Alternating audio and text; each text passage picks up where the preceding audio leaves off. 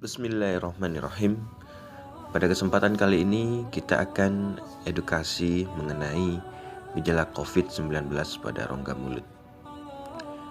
Seperti kita ketahui bersama, COVID-19 merupakan suatu penyakit yang menyebabkan pandemi di seluruh dunia dan hampir melumpuhkan semua aspek kehidupan meliputi ekonomi, politik, sosial, dan budaya. COVID-19 ini juga membuat era baru dalam sejarah peradaban manusia. Data penderitanya pun di Indonesia bisa dikatakan tinggi. Hal ini tidak hanya berlaku hanya di Indonesia, banyak negara lain di dunia yang mengalami hal yang sama. Gejala-gejala COVID-19 yang kita tahu secara umum seperti demam, flu, sakit kepala, sesak nafas, batuk kering, nyeri dada dan diare. Dan selain gejala tersebut, terdapat gejala yang sering dirasakan oleh penderita COVID-19 yaitu dysgeusia. Dysgeusia artinya adalah hilangnya kemampuan mengecap. Dysgeusia ini bisa juga disertai dengan anosmia atau hilangnya kemampuan seseorang untuk mencium bau. Kenapa dysgeusia ini terjadi pada penderita COVID-19? Terdapat beberapa hipotesis atau dugaan mekanisme terkait terjadinya dysgeusia, yaitu adanya ikatan antara protein yang terdapat pada lidah dan virus corona.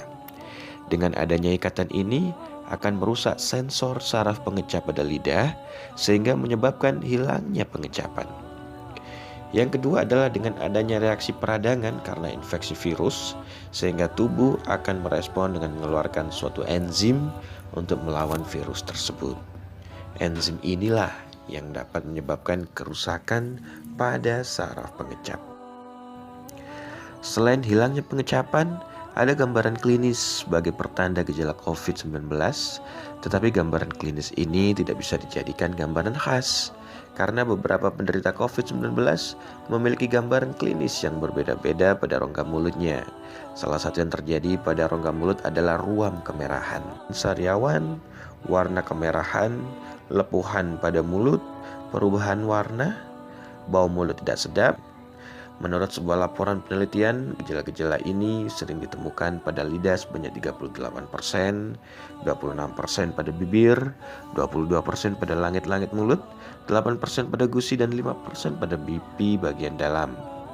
Memang agak sulit membedakan apakah gejala-gejala tersebut merupakan gambaran dari COVID-19. Untuk memastikannya perlu dilakukan pemeriksaan lebih lanjut, karena gambaran tersebut bisa saja merupakan akibat infeksi virus lainnya.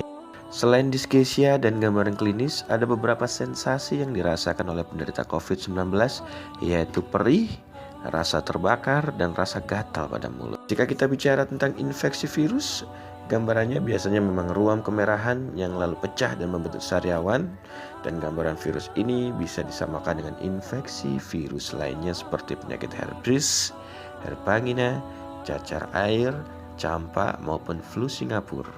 Sehingga perlu dilakukan pemeriksaan lebih lanjut untuk melakukan diagnosa secara tepat.